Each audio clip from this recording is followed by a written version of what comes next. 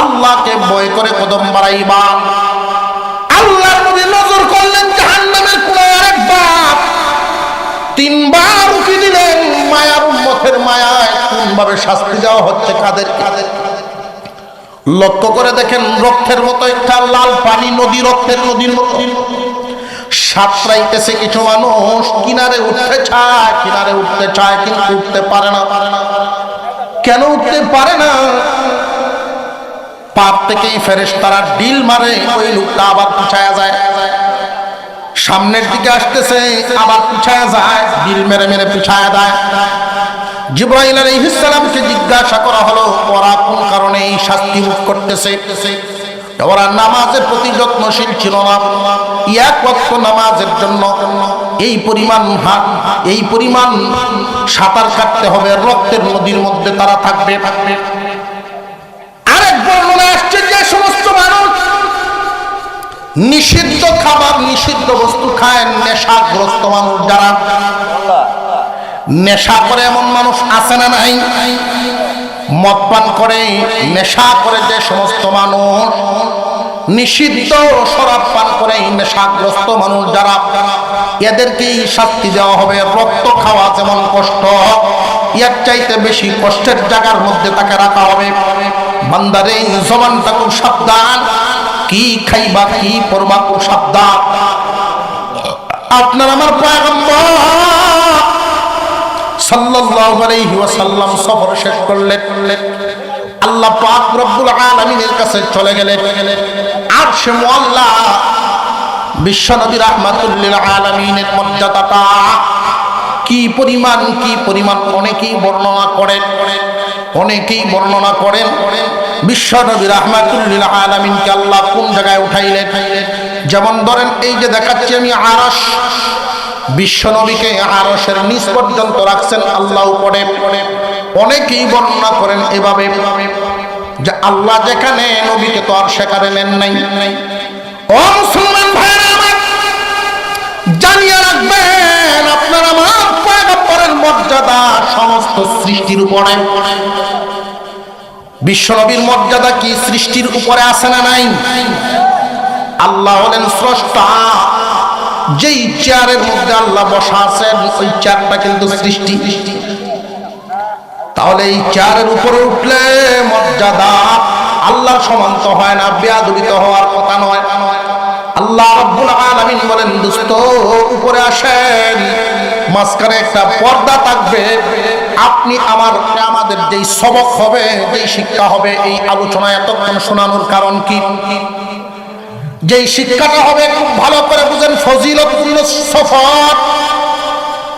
আপনার আমার নবীকে আল্লাহ পাক রব্বুল আলামিন 50 ওয়াক্ত নামাজ হাদিয়া দিয়েছে। 50 ওয়াক্ত নামাজ দিলেন। এই নামাজ নিয়ে আসার সময় মুসা আলাইহিস সালামের সাথে সাক্ষাৎ। উনি বললেন, পয়গম্বর, আমার উম্মতের অভিজ্ঞতায় আমি বলতেছি আপনার উম্মতের জন্য ভারী হয়ে যাবে। 50 ওয়াক্ত নামাজ আপনার উম্মত পালন করতে পারবে না, কিছু কমায় আনেন। আল্লাহর কাছে আপনি দরখাস্ত করেন। দরখাস্ত করা শুরু হলো, বারবার দরখাস্ত করতে করতে অবশেষে 5 ওয়াক্ত আনা হলো। আল্লাহ পাক রব্বুল আলামিন জানায়া দিলেন, দোস্ত আমি বাজেট দিয়েছিলাম 50 ওয়াক্ত, বদলাও রেখেছিলাম 50 ওয়াক্ত, কিন্তু আপনি নামাজ কমাইতে 45 ওয়াক্তই কমায় ফেলছেন। আমি বাজেট কিন্তু কমাই নাই। আপনার উম্মতেরা 5 ওয়াক্ত নামাজ আদায় করবে, আমি 50 ওয়াক্ত নামাজের সওয়াব দান করব। আজকে উম্মত নামাজের প্রতি একদম বেখেয়াল, নামাজের প্রতি কোনো গুরুত্বই নেই উম্মত। মুসলমান ভাইরা, হ্যাঁ কালু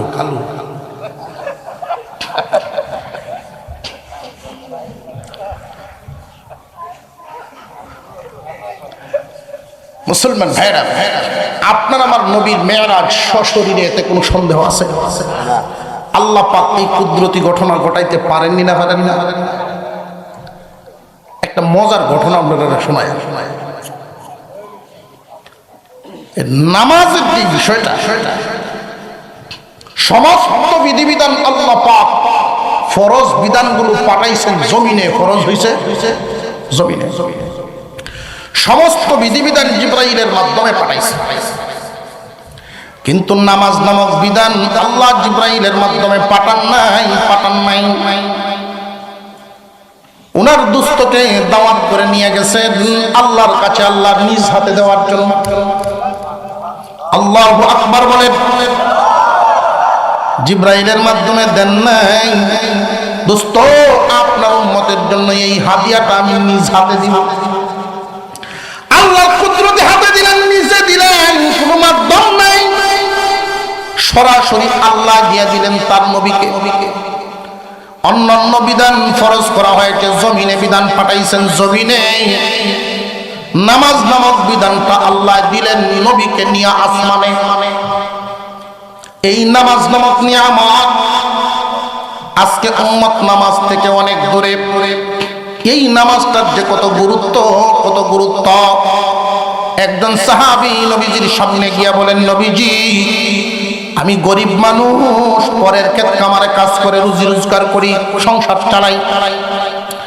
আমি কালিমা পড়েছি, নতুন মুসলমান, ইসলামকে আমার জন্য একটু ছোট করে দেন যেন আমি পালন করে জান্নাতে যাইতে পারি। আল্লাহর পয়গম্বর বলেন, ইসলামের খুঁটি 5টা। ইসলামের খুঁটি কয়টা? 1 নম্বরে কালিমা। তুমি তো মুসলমান হয়েছো, কালিমা পড়েছো, জি হুজুর পড়েছি, তাহলে একটা হক তোমার আদায় হয়ে গেছে। তুমি গরিব মানুষ, গরিব হওয়ার কারণে তোমার উপরে হজ যাকাতের বিধান নাই। যদি ধনী হইতা তাহলে হইতো, গরিব হওয়ার কারণে হজও নাই, যাকাতও নাই, আল্লাহ মাফ করে দিয়েছে। বাকি রইল কয়টা? রে আমার সাহাবী, বছরে 1 মাস রোজা রাখতে পারবানি? জি হুজুর পারবো। এটা কষ্ট হইতো না? বছরে 1 মাস রোজা রাখা আমার জন্য কোনো কষ্ট নয়, আমার জন্য অত্যন্ত সহজ। আল্লাহর পয়গম্বর বলেন, কালিমার হক আদায় হয়ে গেল পড়ার কারণে, হজ যাকাতের হক আদায় হয়ে গেল তুমি গরিব হওয়ার কারণে। বছরে 1 মাস রোজা রাখবা, রোজার কুটির হক আদায় হয়ে গেল। শুধু একটা কুটির প্রতি যত্নশীল হয়ে যাও। 5 ওয়াক্ত নামাজ, 5 ওয়াক্ত নামাজ যদি কষ্ট করে তুমি অভ্যাস করে ফেলতে পারো, তখন আর তোমার কাছে কষ্ট লাগবে না, নামাজেই তোমারে খুঁজিয়া লইবে। ওয়াক্ত হয়ে গেলে নামাজ পড়ার আগ পর্যন্ত তোমার শরীরটা ভারী লাগবে, পাতলা হবে না। বান্দারে, তোমার যেখানে ওয়াক্ত হয়, হাওড়ে ওয়াক্ত হয়ে গেছে, খেতে রাইলো পড়ে ফেলো। যে কোনো জায়গায় পুরো জমিনটাই আল্লাহর মসজিদ। উম্মতের জন্য মসজিদ বানায়া দিয়েছেন, উম্মতে মুহাম্মাদের জন্য। আল্লাহ পাকের এই হুকুম নামাজ, নামাজের প্রতি যদি যত্নশীল হইয়া যাও, 5 ওয়াক্ত নামাজ কি তুমি কষ্ট করে আদায় করতে পারবানি? ওই সাহাবী বলছিলেন, হুজুর আমি পারবো। বছরে 1 মাস রোজা আর দৈনিক 5 ওয়াক্ত নামাজ, 5 বার আল্লাহর ডাকে সাড়া দেওয়া, এটা আমার জন্য বড় সহজ হয়ে গেল। আল্লাহর নবী লক্ষ্য করে দেখেন সাহাবী খুব খুশিতে দৌড়ায় যাইতেছে। নবীজি উপস্থিত সাহাবীদেরকে বলেন, তোমরা কি জান্নাতি মানুষ দেখবানি? তাকায় দেখো, আমার এই সাহাবী আমার সাথে জান্নাতে যাবে। আজকে উম্মত নামাজের প্রতি যত্নশীল নাই। বিশ্বনবীর ইন্তেকালের আগে আম্মা জান আয়েশা সিদ্দিকা রাদিয়াল্লাহু আনহাকে বলেন, আয়েশা আমার পিছন দিকে একটু ধরো, আমাকে সোজা করে বসাও। মসজিদে নববীর ভিতরে আবু বকর সিদ্দিক রাদিয়াল্লাহু তাআলা আনহুর ইমামতিতে জামাত শুরু হয়ে গেছে। এই জামাতের দৃশ্য দেখার জন্য নবীজি যেই মাত্র মাথা মুবারক একটু উপরে উঠাইলেন, হুজরাত থেকে মসজিদে নববীর দৃশ্যটা দেখাই চোখ থেকে গড়গড়ায় পানি পড়তেছে। আম্মা জান আয়েশা বলেন, ইয়া রাসূলুল্লাহ, আপনি কেন কান্দেন? এই নামাজ শিক্ষা দেওয়ার জন্য আমি তায়েফের ময়দানে পাথর খায়া রক্ত ঝরাইছি। আমি এই নামাজের প্রশিক্ষণ দিতে গিয়া উম্মতকে প্র্যাকটিক্যাল নামাজ দেখাইতে গিয়া খানায় কাবার চত্বরে যখন সেজদা দেই, আবু জাহেলের বাহিনী উটের মুড়ি আমার মাথার উপরে রাইখেছে। আমার ছোট্ট মেয়ে ফাতেমা দৌড়ায় আইসা, তোমরা কারা গো? আমার বাবার মাথার উপরে উটের মুড়ি রাইখে দিছো, শ্বাস বন্ধ হয়ে গেছে। আমার 8-9 বছরের মেয়ে ফাতেমা দৌড়ায় এসে উটের মুড়িটা সরায় আমাকে সেজদা থেকে উঠাই। আজকে এই নামাজ শিক্ষা দিলাম। আমার সাহাবীদের এই দৃশ্য দেখে আমার এতটা ভালো লাগতেছে, ফাতেমা খুশিতে চোখ থেকে আমার পানি বাহির হয়ে গেছে। আমার বুঝ আইসা গেছে, আমি বুঝে ফেলেছি আমার অনুপস্থিতিতেও আমার সাহাবীরা নামাজ ছাড়ে না। আমার যখন জানবে এই নামাজের জন্য, নামাজ প্রতিষ্ঠার জন্য আমি এত কষ্ট করেছি, আমি নবী না থাকলেও আমার মায়ার উম্মতের নামাজ ভুলবে না। কিন্তু আজকে মায়ার উম্মত নামাজের প্রতি যত্নশীল নেই, নামাজের প্রতি তাদের কোনো খেয়ালই নাই, ইচ্ছা মতো জীবনযাপন করে। বান্দা আল্লাহর সামনে দৈনিক যদি 5 ওয়াক্ত দাঁড়াইতে পারো, আল্লাহ পাক রব্বুল আলামিন দুনিয়ার রিজিকের পেরেশানি তিনি সমাধান করে দিবেন। রিজিক দেওয়ার মালিক কে? আল্লাহ পাক রিজিক দিবেন, সমস্যা নাই। তোমার জন্য 5 ওয়াক্ত নামাজটা তুমি ঠিক করো। আজকে তো আমি নামাজি হই, কিন্তু আমার পরিবার নামাজি হইল কিনা এটা আমরা খেয়ালই করি না। বান্দারে, সন্তানকে নামাজি বানান, পরিবারের সদস্যদের সবাইকে আপনি নামাজি বানান, আপনার অধীনস্থ যারা এদেরকে নামাজি বানান। মহান আল্লাহ বলেন, কু আনফুসাকুম ওয়া আহলিকুম নারা, তুমি নিজে আগুন থেকে বাঁচো, তোমার পরিবারকেও বাঁচাও। তোমার পরিবারের সদস্য গুনাহ করতেছে, জাহান্নামে জ্বলবে, তুমি একা জান্নাতে গিয়া কি সুখটা পাইবারে বান্দা? তোমার মনে কষ্ট কি লাগে না তোমার সন্তান যে গুনার মধ্যে আছে? সন্তানের প্রতি কঠোর হও, আল্লাহর বিধানের ক্ষেত্রে সন্তানের প্রতি কঠোর হও। আমরা তো আল্লাহর বিধানের ক্ষেত্রে কঠোর হই না, কঠোর হই দুনিয়ার ক্ষেত্রে। দুনিয়ার লোভ লালসা লাভ যদি না করতে পারে সন্তানের জন্য কঠোর হই। আলেমুল আমাদের কাছে দোয়া চাই, সন্তান যেন বুঝদার হয়, দুনিয়া বুঝে। কিন্তু এই দোয়া চাই না যে সন্তানগুলো যেন দিনদার হয়, দোয়া করবে। পরিবার পরিজন দিনদার হয়ে গেলে আল্লাহর রহমত নাজিল হবে।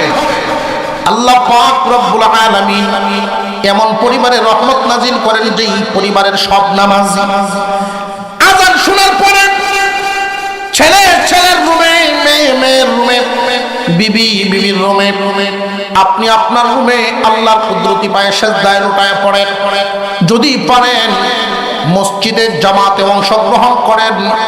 পরিস্থিতি যদি না থাকে তাহলে ঘরটারে আপনি মসজিদ বানায় নেন।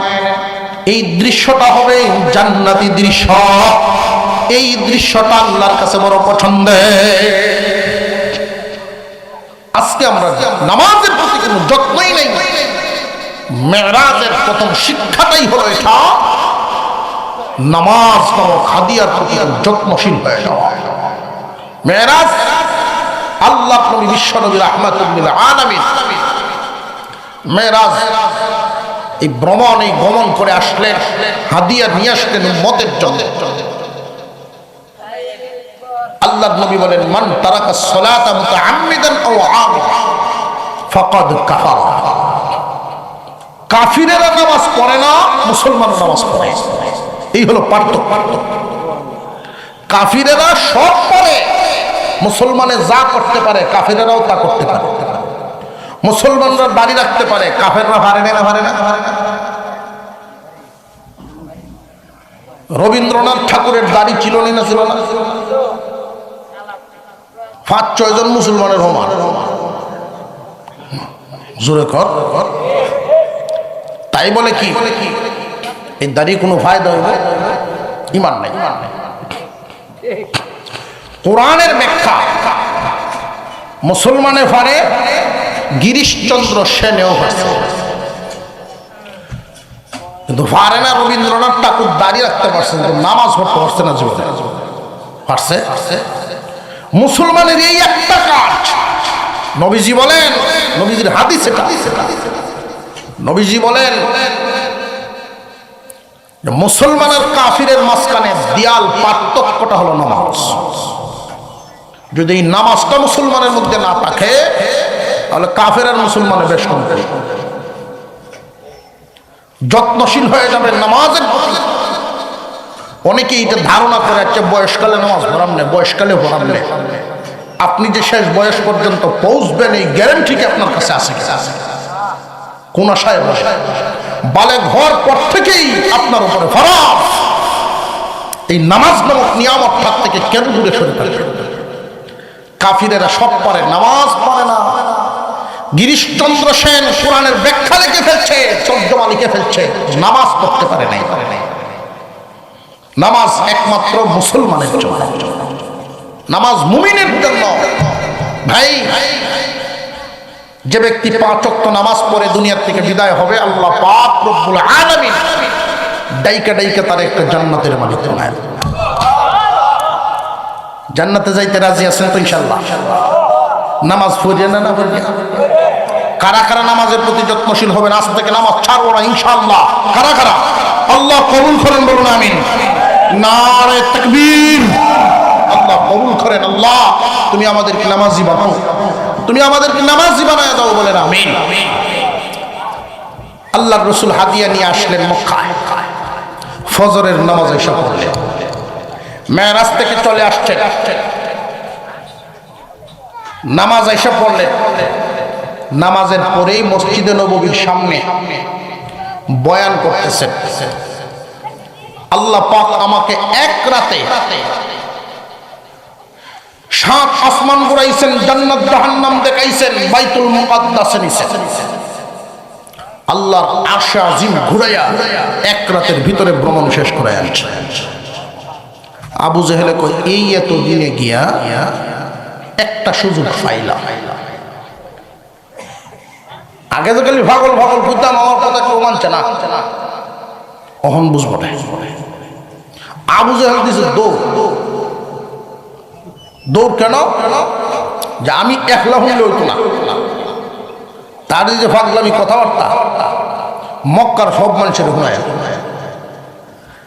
আপনার সম্মানী মানুষের একটা দোষ, সম্মানী মানুষের একটা দোষ যদি বেশি মানুষের হুনানি যায়, তাহলে ওনার শত্রুর কাছে ভালো লাগবে, লীলা লাগবে না। ফাললে মাইকটা যদি লই আনতাম আর একটু জোরে কর। আবু জেহেল দৌড়ে মানুষের ডাকতেছে, শুনে যাও। সব মানুষের দলা উঠছে, কি ব্যাপার? কয় হুনো গিয়া মোহাম্মদ কি কয়, হুনো গিয়া। আল্লাহ রাসূল বর্ণনা করতেছে, সব মানুষ এখানে তৈয়া, সে গেছে আবু বকর সিদ্দিক রাদিয়াল্লাহু আনহু। আবু বকর বাড়ি বুড়া হয়েছে, এইবেলা চরিত্রটা তুমি লাড়ি বড়তে বড়তে হইল গিয়ে হাসি কুটনাম নিয়ম করেন একদল মানুষই তাকে, এটা তার চরিত্র আদতের মধ্যে মিশে গেছে। আবু বকর মুহাম্মাদের কথাবার্তা এখন চকি দেখা হয়েছে, পরে ফজরের পরে কথা হয়েছে না।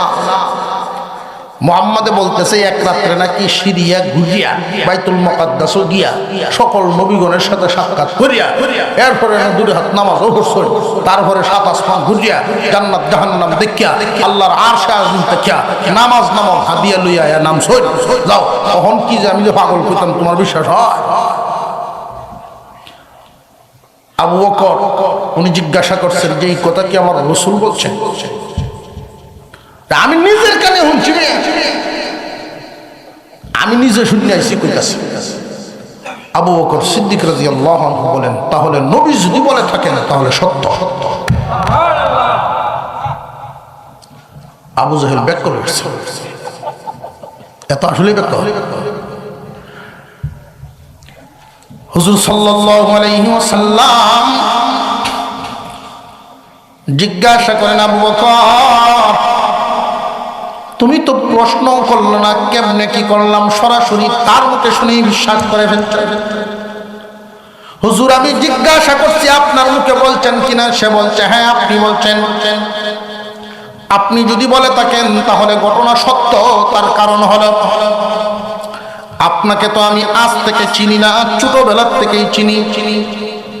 আমি আবু বকর আপনার খুব কাছের একজন সাথী, একসাথে চললাম, একসাথে মক্কায় বড় হইলাম।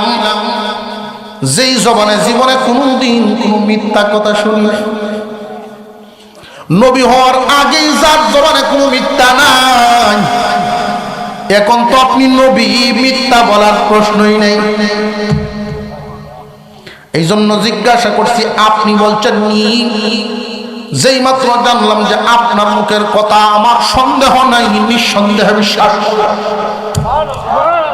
হুজুর সাল্লাল্লাহু আলাইহি ওয়াসাল্লাম বলেন, আবু বকর এই মুহূর্তে আমার কাছে তো দেওয়ার মতো কিছুই নাই, তোমার একটা হাদিয়া দিতাম মন চাইতেছে। যাও, আজ থেকে তোমার হাদিয়া দিয়ে দিলাম, তুমি সিদ্দিক। এই আবু বকর সিদ্দিক হয়ে গেল।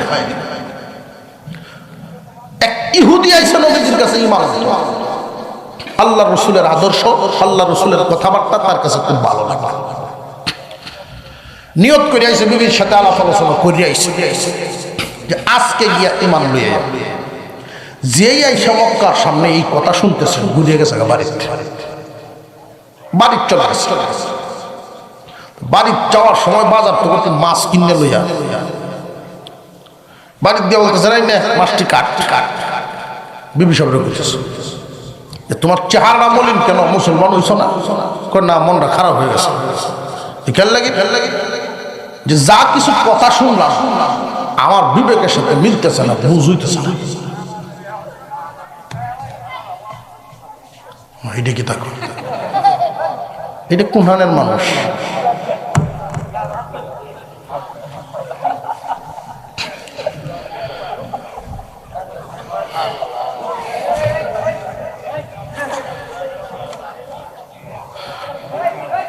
সুলাইমান আলাইহিস সালাম আর রানী বিলকিস দুইজনের একটা আলোচনা হয়তো আপনারা অনেকেই শুনছেন। সুলাইমান আলাইহিস সালাম যখন রানী বিলকিসকে বলছিলেন, তুমি কি চারটা চিনো? রানী বিলকিস দেখতেই বলে ফেলছিলেন যে এটাই আমার চারটা। আল্লাহর নবী সুলাইমান চিন্তায় পড়ে গেলেন যে এত বড় বিচক্ষণ একটা নারী, সে সূর্যের পূজা কেমনে করবে? সে সূর্য পূজারী কেমনে হইল আল্লাহ ছাড়া? আল্লাহ পাক জানায় দিলেন পরিবেশের কারণে। কারণ তার যেখানে বেড়ে ওঠা সূর্য পূজারীদের কাছে, তার যেখানে জন্ম হওয়া সূর্য পূজারীদের কাছে, এই কারণে পরিবেশে তাকে খারাপ বানাইছে। সে যদি পরিবেশ পাইত ইমানদারের, তাহলে সে সূর্যের পূজা করত না, ইমানুল্লাহ হয়ে যায়। সুলাইমান আলাইহিস সালামের হাত ধরে সাথে সাথে ঈমান আনছে।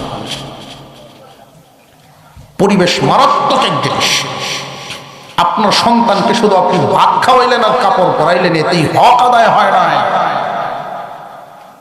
আপনাকেও জবাব দিতে হবে কতটুকু হক আদায় করেছে। সন্তানটাকে কোনোদিন কি আল্লাহ চিনাইছেন কিনা? 7 বছর বয়সের সময় নামাজে নিয়ে দাঁড়াইছেন কিনা? কোনদিন আল্লাহর ঘরে কি তার সাথে নিয়ে ঢুকছেন কিনা? নামাজ না হলে আপনি কি তারে একশনে গেছেন কিনা? শুধু দুনিয়ার সম্পদ আর সম্পদ হয়ে গেলেন, তারে ভালো হয়ে গেলেন না। অবস্থাটা আপনার এমন হবে, একটা চাকু যদি কোনো চোর ডাকাতের হাতে পড়ে মানুষ ক্ষতিগ্রস্ত হবে, আর এই চাকুটা যদি একটা ডাক্তারের হাতে পড়ে মানুষের অপারেশন হবে। সন্তানটাকে যদি ভালো বানায় হয়ে যাইতে পারেন, সম্পদ যাই রাখেন উপকার হবে। আর সন্তানকে খারাপ বানায় রেখা গেলেন, আর ভর্তি সম্পদ হয়ে গেলেন, আরো ধ্বংস করে গেলেন। এই সম্পদ দিয়ে তার উপকার হবে না, আরো অপকার হবে, ক্ষতি ক্ষতি। এই জন্য সন্তানকে আগে যোগ্য করে তোলা। সন্তানকে যদি যোগ্য করতে পারেন, আপনি কি রেখে গেলেন এই দিকে সে তাকাবে না, সে নিজেই যোগ্য। আর সন্তানকে যদি যোগ্য করতে না পারে, অযোগ্য সন্তানের জন্য যত সম্পদই আপনি থেকে যান, তার অভাব পুরাবে না। কথাগুলো মনে রাখবেন। এই লোকটা আমরা বলতেছিলাম, মনে আসেনি কথা? মুসলমান হইল না। বিবি সব বলতেছেন মনটা আপনার খুব খারাপ, কারণ নাকি? আরে মনটা খারাপ তো এমনি না, কথা কাজে তো মিল করতেছে না আমার হিসাব মিলে। সিরিয়া গেলে কতদিন সময় লাগে? আর একটু জোরে কর। এক রাত্রে কেমনে কি করবো? আবার আসমান জান্নাত জাহান্নাম হেডি না বাদ দিলাম, সিরিয়ায় তো যাওয়া যায় না। হিসাব মিলতেছে না বেটা। কইলে কিনা মুসলমান হয়েছিল না, জানা তা জেডি বেলা জানা তা জেডি বেলা কেন মাছটি কাটো কটা লাডি মাছ হচ্ছে মানে বর্তা খাইছে আপনারা কি করে লাডি মাছ তো এক এক এলাকার মধ্যে হোকটা কয়। আমি সিলেট গেছি প্রথম যখন হুজুর ট্যাঙ্গা লইবে খাওয়াত বই যদি ট্যাঙ্গার কথা, অথচ এই ট্যাঙ্গাটা একটা সুস্বাদু খাদ্য। টমেটো, ফলসি, এরপরে মাছ এগুলো দিয়ে শুক্কা করে বানায়, খুব সুস্বাদু লাগে। মানে আমি কয়েক যাত্রা গেলাম খালি ট্যাঙ্গা কইলে না ট্যাঙ্গা দেন কি ওরা যখন জিগা ট্যাঙ্গা লাগবো না পরে আমার প্রশ্ন কি খাওয়া শেষ ট্যাঙ্গার কথা কয়ে লাগে। পরে বুঝলাম এইটার নাম হলো ট্যাঙ্গা। দেহ কারবারটা না বুঝলে যেটা লাডি মাছটি কাটতে একটু বাজ্যে ভালো করে ভর্তা বানাই। অনেকক্ষণ বেল হয়ে গেছে খাইছি না, আমি গোসলটা করে আইতেছি। তো এরকম নরসুন্দর মতো এক গভীর নদী, এই নদীর জ্ঞান আমি গোসল করে। ইহুদি সম্প্রদায়ের মধ্যে এমন গোষ্ঠীও আছে যারা গোসল করার সময় কাপড় চোপড় খুললে ভারত হয়ে যায়। এই কাপড় খুললে তো যখনকে গোসল নামছে এটা এরা শরম না, এর কাছে এটা কোনো শরম না। যখনকে নামছে ডুব দিছে, ডুব দিয়াই ব্রেন নষ্ট, আগের কিছু মনে হয়।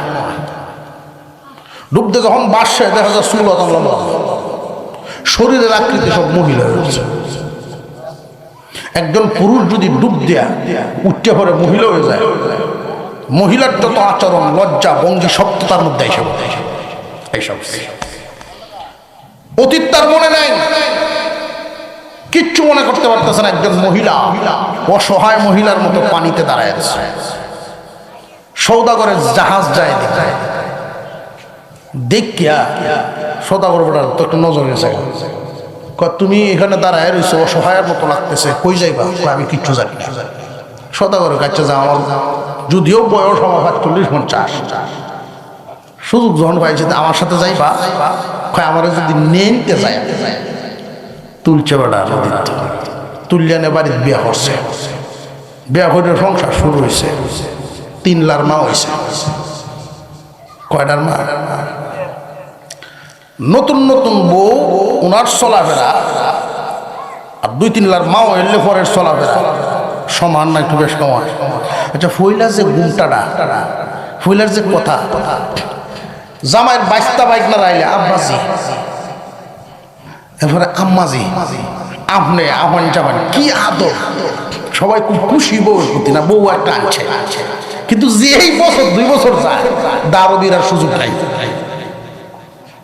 জোরে কর, ওনার যে গুমটা গামটাটা থাকে, এই গুমটাটা যদি সারা জীবন পর্যন্ত নিয়ে শেষ পর্যন্ত পৌঁছায় দিতে পারে, নতুন বউয়ের আচরণটা যদি শেষ জীবন পর্যন্ত নিয়ে পৌঁছায় দিতে পারে, এই মহিলাটা জান্নাতি হবে। 2-3 লার মাও এলে তো পরে কাসুরা করে যায়। কাসুর বলতে হেরান, কাসুর একটা সিস্টেম আছে, বান্ধে যখন কামো লাগে, উরি বাবারি বাবা, এক কানো থাকতে বেটে না কাম একটু কম করে, যে আলগা হয়ে রে 2 জামা বউ মিললে লাশ দেলায়, তুমি উপরে আমি ইটেনে দিতেছি, দেয়নি না দেয় না। তো এক কানো তাহলে দেখবেন মাছ কাটালো ওটা মন সাফ করা চাই, দিল সাফ করলে সব হয়ে যায়, দিল ঠিক করে ফেলানো। উনি যে একটু ফুরান হয়েছে বেটি, মনে মনে ভাবতেছে আউডা বেড়ার ভিতরে আর কত গোসল করাম, একটা হাত আর দিয়ে এই নরসুন্দর মধ্যে নামছে, যেই নামছে ডুব দিছে বেড়া উঠছে। 3 লাখ মা হওয়ার পরে আগের বেড়া উঠছে। এখন আবার তার স্মরণ শক্তি হইল, যেই সংসার করে আইছে এইটাও মনে আছে, আর আগের যে অতীত আছে সেটাও মনে আছে। এখন তো পড়ছে বিরাট কইটি কি শাড়ি ভিন্দ আমার আমি বেটা মানুষ কাপড় ভিন্দালাম ছিলাম সব নষ্ট করছে তা আমার কাপড় দিয়েও দেওয়া যায় যেই কাপড় তো নামছেন নদীর আগে লুঙ্গি হেঁটি দেওয়া যায় না কুমা হেঁটে কি তা আমার এই 3টে বাচ্চা তুই আইলাম এটি কই গেল উঠছে গিয়া দুনামুনার মধ্যে আছে কাপড় ভিনতে গেছে বাড়ি গিয়া দেখে বিভিন্ন মাছ এই কাছে আল্লাহ আকবার বলেন। আপনারা বলতে পারেন যে হুজুর এটা কিভাবে বলতেছেন আপনি এই ঘটনাটা কেমনে বলতেছেন? উজাইর আলাইহিস সালাম নামক একজন পয়গম্বর ছিলেন। এই উজাইর আলাইহিস সালাম আল্লাহর কাছে জিজ্ঞাসা করছিলেন, আল্লাহ এই যে জনপদ এত ধ্বংস হয়েছে এদেরকে হাসরের মাঠে আবার কেমনে উঠাইবেন? উজাইর আলাইহিস সালামকে কোরআন শরীফে আছে উজাইর আলাইহিস সালামকে আল্লাহ পাক ঘুম পাড়াইছে একটা গাছের তলে।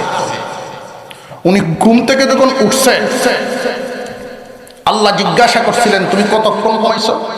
যে অর্ধেক দিন বা দিনের কিছু অংশ। আল্লাহ বলেন 100 বছর ঘুমাইছো।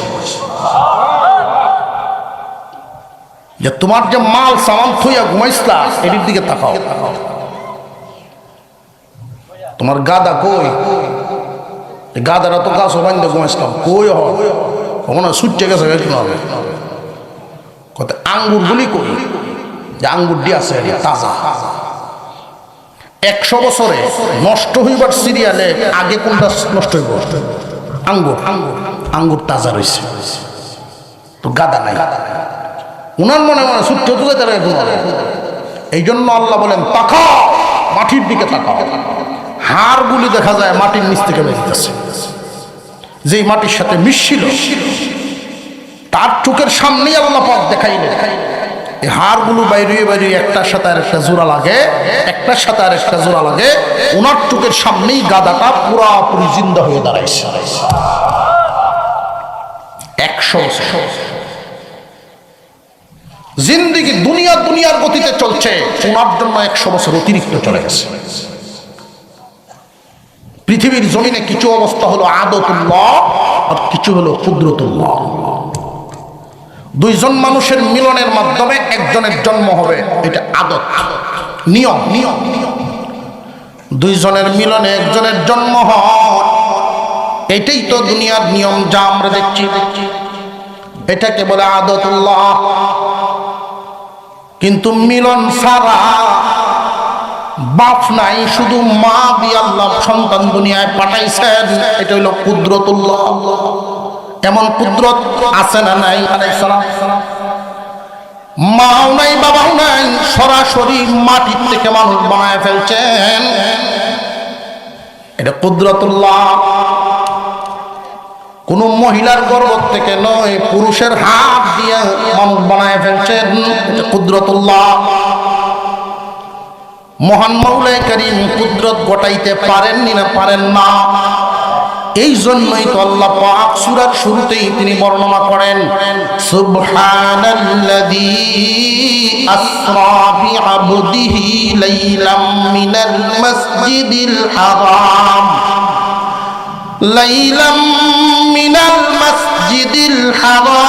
ইলাল মাসজিদিল আকসা الذي باركنا حوله لنريه من آياتنا إنه هو السميع البصير। আল্লাহ পাক প্রথমেই সুবহান বলে বুঝায় দিলেন আল্লাহর জন্য সব সম্ভব, তিনি সমস্ত কুদরতের প্রকাশ করার মতো ক্ষমতাশীল মালিক। এই বেড়ায় উঠছে, উঠে গিয়া দেখে বিশাল মাছ কাটে, মনে আছে? ও কিরে তুই ওখানে মাছই কাটতেছস? ওখানে মাছ কাটতেছস? কথা আপনি গেছুন কুম্বালা মাছ কাটতে সময় লাগবে না কাটতে। আমি ওখান গেছি তো কুম্বালা গেছি মাত্র তো গেলাই, আমি মাত্র গেছি 3 মা হয়ে আইছি। যেই কইছে 3 মা হয়ে আইছি বেটি মাছ কাটাতে আসছে, তুই কি কয়? যদি বাপ কই তো তেল না মনে হলো যে কেল মাছ কাটা মাছ কাছে 3 মা বলে আইছে। তোর হাসি তামা কাপড় দি তুই লা, আমি আইতাছি। কই যা? আগে মুসলমান হই, তারপর তোর সাথে কথা। আমি যে অবিশ্বাস করে আসছিলাম, আল্লাহ আমাকে দেখায় দিছে। আমার মনে সন্দেহ ঢুকছিল, এটা কিভাবে সম্ভব? আল্লাহ পাক আমার মাধ্যমে এমন ঘটনা প্রকাশ করায়া বুঝাইয়া দিছেন যে আমি পারি। আল্লাহ পাক রব্বুল আলামিন আমাদের সকলকে আমলের তৌফিক দান করেন, বলুন আমিন। আর জোরে বলেন আমিন।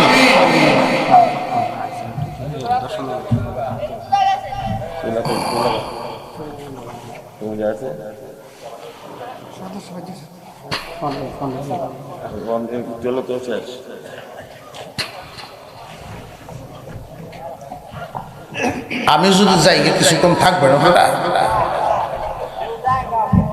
না? আমি যখন মাত্র নিয়ত করতেছি যাও না, দেখা যায় জুতা লয়ে আসতেছে অনেকে। আমি আপনার বাপটা দেখতেছি।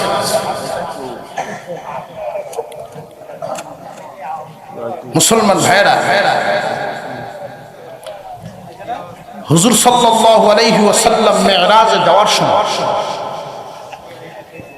আরেকটা ঘটনা ঘটছেন। কোয়ালতাম, এটা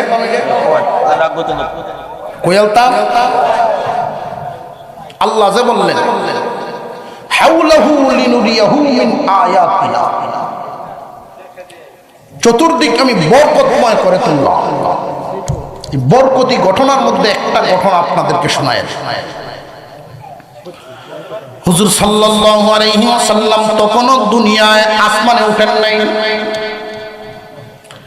মসজিদে হারাম থেকে মসজিদে আকসা পর্যন্ত মাত্র গেলেন। মসজিদে আকসার সামনে পর্যন্ত যাওয়ার সাথে সাথেই একটা সুঘ্রাণ ওনার নাকের মধ্যে লাগছে। এমন গ্রাণ দুনিয়ার কোথাও নাই, দুনিয়ার কোনো আতরের গ্রাণের সাথে মিল নেই। আপনার আমার পয়গম্বর জিজ্ঞাসা করেন, জিবরাইল কিসের গ্রাণ? আমরা কি জান্নাতের কাছাকাছি চলে আসলাম না? জিবরাইল আলাইহিস সালাম বলেন, হুজুর জান্নাত তো অনেক দূর, আমরা তো এখনো দুনিয়ায়। রে জিবরাইল, দুনিয়ায় এত সুন্দর গ্রাম, এই গ্রাম থেকে আসতেছে আমাকে একটু বুঝায়া দাও। জিবরাইল আলাইহিস সালাম বলেন, এটা জান্নাতি গ্রাম। জান্নাতি গ্রাম এই দুনিয়ার জমিনে কেমনে পাইলাম? ইয়া রাসূলুল্লাহ, ইয়া হাবিবাল্লাহ, এই জায়গায় এমন একটা ঘটনা ঘটেছিল। এখানে তিনজন মানুষের কবর এক জায়গায়, দুইজন সন্তান, একজন মা। এই তিন মা সন্তানের কবর এক জায়গায়। এই কবর থেকে সুঘ্রাণ বাহির হইতেছে। আল্লাহ রাব্বুল আলামিন এদের কবরটাকে কিয়ামত পর্যন্ত জান্নাতের টুকরা বানায়া দিয়েছে। এই ঘটনাটা জিবরাইল আলাইহিস সালাম বর্ণনা করেন। ফেরাউন সে যখন চাইছিল আমি হব খোদা, আমি হইলাম বড় খোদা, আনা রাব্বুকুমুল আ'লা, আমি হইলাম বড় খোদা। নাউযুবিল্লাহ। ফেরাউন কি খোদা না বেহুদা? মুসলমান ইমানদার ভাইরা আমার, ফেরাউনের বিরুদ্ধে যেই কথা বলতো তার বিরুদ্ধে অ্যাকশন। আল্লাহ কিন্তু মানুষকে মাঝে মাঝে ডিল দেন, তার মানে সাইডে দিচ্ছেন এটা ভাববেন না। ডিল দিচ্ছেন, সুযোগ দিচ্ছেন, ভালো আর সুযোগ দেন। কিন্তু যদি আল্লাহ ধরে ফেলেন, আল্লাহ ধরা বড় কঠিন। আল্লাহ যদি ধরেন, বাঁচার সুযোগ আল্লাহর বেষ্টনী ধরিয়ে লেগা বাঁচতে। এই ফেরাউন তরমুজকে তো কামলা দিত, আরেক বেড়া তরমুজকে তো কামলা দেয়। এইখানে কি হামানের সাথে দেখা, কিরে কই যাস?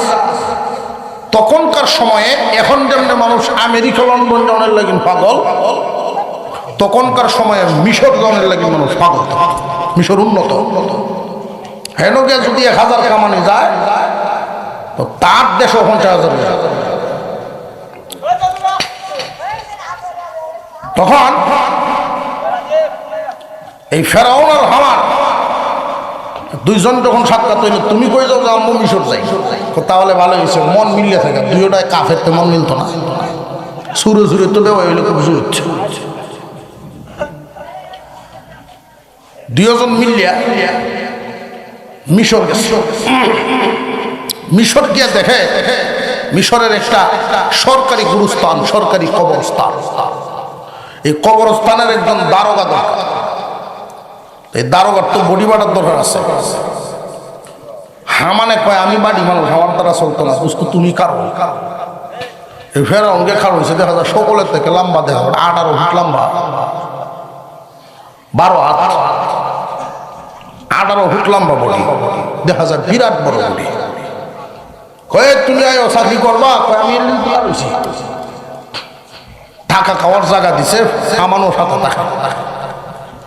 এই ফেরাউন করে কি, গুরুস্থানের পাহারা দিতে তার কাজটা হইল, কোন লোক মারা গেলে লাশটা নিয়ে যখন আসবে তালাটা খুললে দেওয়ান গেটিয়া, কবরস্থানের কবর টবর খুদায়া মানুষটা মাটি দেওয়ার ব্যবস্থা করে দেওয়া। এত দুর্নীতি আরম্ভ করে দিচ্ছে, ঘুষ খাওয়া শুরু করে দিচ্ছে। যেই বেতন দেয় এই বেতন দিয়ে ঘুষতো না, আমার দিছে বুদ্ধি, ঘুষ খাওয়া শুরু করছে। লাশ পিছে একটি হরে নেয়, লাশ পিছে একটি নেয়। এখন যারা লাশ লইয়া ইয়ে, এরা চিন্তা করলো আমরা যদি গিয়ে নিয়ম নীতি সব কোর দৌড়াইয়া গিয়ে লইয়া এই ঘুরাইয়া গাড়াইয়া লাশ হচ্ছেন তো গুহর এর চাইতে কুত্তায় খাইতে চাইতেছে একটি হাতে লাই। আল্লাহর কি কুদরত, আল্লাহর খেলা। মহামারী দেখা দিছে মিশরে, এমন মরা মরছে মানুষ, আর হেড তো যত মরে অতই ভালো হয়তো না। কেউ যদি কাপড়ের দোকানো কাপড়ের কাপড় না সব যদি শুনে মাইকটিয়া ইন্না লিল্লাহি ওয়া ইন্না ইলাইহি রাজিউন, উনি ইন্না লিল্লাহ হর বটে মনে মনে এটা তো চিন্তাই বোঝাইছে কবে শুনলে জোরে কর। আমার এক জায়গায় নিচে ডায়াগনস্টিক সেন্টার উদ্বোধন করতে দোয়া করে, এখন আমি বইয়ে করতেছি বাবা তুমি এমন এক জায়গা টানছ রে, দোয়া কিতা করতাম, মানুষের বালা করতাম না খারাপ করতাম, কবজেটে কিতা কইলে তোমার রূপ বাড়ানো দহন করতে তো তোমার লাভ, এছাড়া তো সুযোগ নাই। বেটাও বুঝতেছে বলে আল্লাহ তোমার হালতের উপরে বরকত দান করবেন। মানুষও মরছে, প্রচুর টাকা কামাইছে হামানে কি করছে, ফেরাউন রে বুদ্ধি দিছে, জেন দে যাই দিস তোরা খালি তুক পায় মানুষ মরাল আসেন তো ঘুষ খায়, মরাল আসেন তো ঘুষ খায়। এটা ফালটানি লাগবো বদনামটা কিভাবে ফালটানি, যত টাকা কামাইছো সব সরকারের উপর দেওয়া করতে হইলে কি সম্মান পাবো, এমনি পারতো না, একটা শর্ত লাগাই দিবে। কি শর্তটা? শর্তটা হইল আমার এই মিশরের অঞ্চলে সাধারণ জনগণের যত ট্যাক্স সমস্ত ট্যাক্স মাফ করে দিবেন, আমি 1 লাখ টাকা দিয়ে শেষ করে দেব। এর আগে 20,000 দিয়ে গেল। আর ডুল মারিয়া বাজারে বাজারে জানাই দিবেন যে ওই যে দারোগা ঘুষ খাইতো এবার দেখছে তোমরা সব টাকা, যেই মাত্র বাজার বাজার দেয় ঢুল ঢুল এখন মানুষ না গো বেটা তো দিল রে পাল্লা, জনসাধারণ তো কথা কওয়ার সুযোগ পায়। বাদশা যখন মারা গেছে উনি বললেন দেখেন আমার বাড়ি অন্য দেশে, আমার বাড়ি তুরস্কে, আপনাদের স্থানীয় একজনকে বাদশার চেয়ারে বসা, জনগণ এবং নেতাকর্মীরা যদি 50 জন তার এই মিটিং এর মধ্যে হাজির হয়, 30 জনের বেটা রাইট কিনে দিচ্ছে যে ঘুষ খাই তারা দিত হতে পারে, আগেই বেটা কিনে দিচ্ছে। এই জন্য সমস্ত ঘুষখোর ঘুষের কথা চালুই হয়েছে ফেরাউনের মাধ্যমে। সমস্ত ঘুষখোররা নাতি ফেরাউন দাদা একসাথে হাসরে, এই ঘুষের বিচারটা একসাথে ভিডা একসাথে গেছে। এরপরে ইমানের কারণে যদি আলাদা হয় ভিডাটা একসাথে কম নেতারাও পরামর্শ দিয়েছে, দেখেন প্রধানমন্ত্রী, আমরা আপনার প্রতি খুশি, আপনার মন মতো এই চেয়ারটার মধ্যে আপনি বইন গিয়া বা সাত চেয়ারের মধ্যে আপনি বইন, আর আপনার মন মতো একজন প্রধানমন্ত্রী বানাইল হয়। এই কথা ভাইয়াই বা সরষের ওকে ফের অন বইছে আর দোস্ত বাপ দিয়ে উঠেন না, এই তরমুজকের দুই কামলা এখন বাদশাহ প্রধানমন্ত্রী ফের অনেকে দুষ দেখছ কোথেকে কই আইছি, আরো কিছু অনের বাহির হয়েছে, বাচ্চাটা কই একটা অনের বাহির হয়েছে, কই কি তা তুই কুদো হইতাছস না, আল্লাহ হইছস না, কয় লম্বা যত আম্মা কত কোন আমি এটি হইয়া এগুলো আল্লাহ। ফেরাউনের এই স্বপ্ন পূরণ তো ইচ্ছা করলেই হবে না।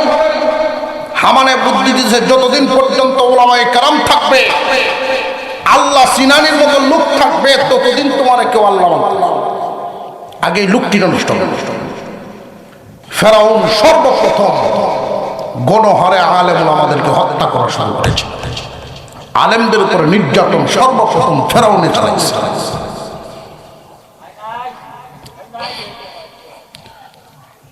এইভাবে কয়েকশো বছর গেছে, 150-200 বছর চলে গেছে। আল্লাহ বলার মতো, আল্লাহ চিনানির মতো লোক নাই, যারা নীরবে নীরবে আল্লাহকে ডাকে, খুব নীরবে দুর্বল ইমান নিয়ে পড়ে আছে। যদি শুনতে পারে যে তার ইমান ফেরাউনের প্রতি না আল্লাহর প্রতি, সাথে সাথে মৃত্যুদণ্ড। তার ঘরের ভিতরে একজন মহিলা থাকত, তার নাম ছিল মাসেদা। মাসেদা ইমানদার। হঠাৎ করে একদিন খবর পেয়ে গেছে এই মাসেদা তো তারে খুদা মানে না, আল্লাহকে মানে। ফেরাউন খুব ক্ষেপে গেছে, সারা দেশ কন্ট্রোল করে ফেললাম, কিন্তু আমার ঘরের খবর তো আমি রাখি নাই। মাসেদারে, এই দেশের মানুষ যদি শুনতে পারে তুই আমার খুদা মানুষ না, তাহলে ইজ্জত যাইব আমার। তুই আমার আল্লাহ মান, তোরে আমি এই দেশের রানী বানাবো। মাসেদায় বলেন, তুমি তো সাধারণ মিশরের রানী বানাইবা, কিন্তু আমার ভিতরে যেই ইমান, এই ইমানের বদৌলতে আল্লাহ পাক 10 দুনিয়ার সমান একটা জান্নাতের মালিক বানাবে। ফেরাউনের সামনে যখন দাঁড়ায় এই বক্তব্য দেওয়া শুরু করলো, হামানে কয় এমনি হইতো না দোস্ত, তার বাচ্চাগুলোর উপরে নির্যাতন চালাও। 2টা বাচ্চা, একটা দুধের শিশু আর একটা 7-8 বছরের বাচ্চা। এই মাসেদা যখন ফেরাউনের দরবারে কাজ করতে আসে, 2টা বাচ্চারে বাড়িতে রাইখা আসে। ফেরাউন আর্মি দিয়ে 2টা বাচ্চাকে যখন মহলের ভিতরে আনতে থাকে, বড়টা বাচ্চা বুঝে ফেলেছে আমার মা ইমান মনে হয় প্রকাশ হয়ে গেছে। 8-10 বছরের বাচ্চাটা গেটের ভিতর দিয়ে যখন ঢুকে, দেখে মা আসামির বেশে দাঁড়ায় আছে ফেরাউনের সামনে। মা চেহারার দিকে তাকায় ছোট্ট বাচ্চাটায় বুঝে ফেলছে, এই মেয়েটায় মাকে উদ্দেশ্য করে বলে, মা গো, আমাদেরকে মেরে ফেললেও তুমি ইমান হারায়ো না। মেয়ের মুখে এমন কথা, মা সে তার ইমানের নূর পেয়ে গেছে। এই শিশুটাকে 8-10 বছরের বাচ্চাটাকে মার সামনেই দুনিয়ার থেকে বিদায় করা হয়। এবার দুধের বাচ্চাটার পালা। মা সে তা চিন্তা করে দেয়, বাচ্চাকে যদি বাঁচাইতে চাস তাহলে ইমান ছেড়ে দে। মা সে তার জবাব দেন, যিনি আমাকে সন্তান দিয়েছেন ওনার নামেই দিয়ে দিলাম, আমার কোনো আপত্তি নেই। সন্তান দিয়েছেন আল্লাহ, যদি নিয়ে যান আমার কোনো আপত্তি নেই, তবু আমি ইমান হারাবো না, ইমান হারাবো। মুসলমান ইমানদার ভাইরা আমার, এই দুধের বাচ্চাটাকে যখন চুরির নিচে নেওয়া হয়, দুধের বাচ্চায় তো সাধারণত কথা বলার কথা নয়, কিন্তু আল্লাহর কুদরতুল্লাহ প্রকাশ হয়ে গেল।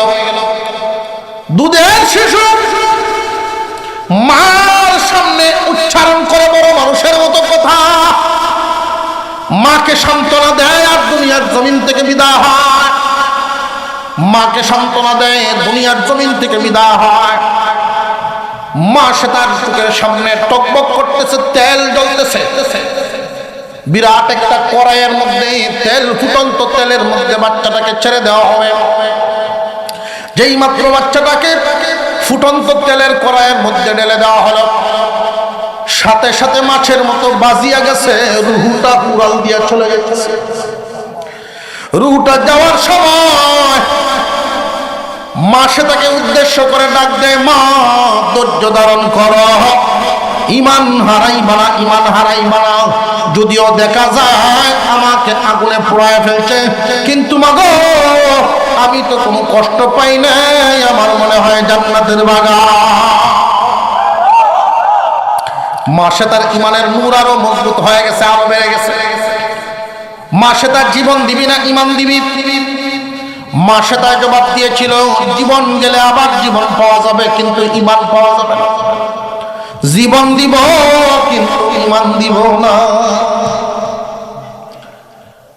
মা সে তার মৃত্যুদণ্ডের আগে মা সে তার একটা আপত্তি জানিয়েছিলেন, ফেরাউন আমাকে দুনিয়ার জমিন থেকে বিদায় করার পরে আমার 2 সন্তান সহ আমার যেই হাড়গুলো হবে, আমরা 3 জনকে এক জায়গায় দাফন করব। এই মা এবং 2 সন্তান এক জায়গায় দাফন করা হলো। জায়গাটা ছিল বাইতুল মুকাদ্দাস এরিয়া। আপনার আমার পয়গম্বর হিজরতের মেরাজের সফরে যখন বাইতুল মুকাদ্দাসের এই এরিয়া পাড়ি দেন, তখনই জান্নাতের সুঘ্রাণটা পাইছেন। জিবরাইল আলাইহিস সালাম বলেন, হুজুর মা সেতা এবং 2 সন্তান ঘুমাইতেছে, এই জায়গাটাকে আল্লাহ কিয়ামত পর্যন্ত জান্নাতের টুকরা বানায়া দিয়েছে।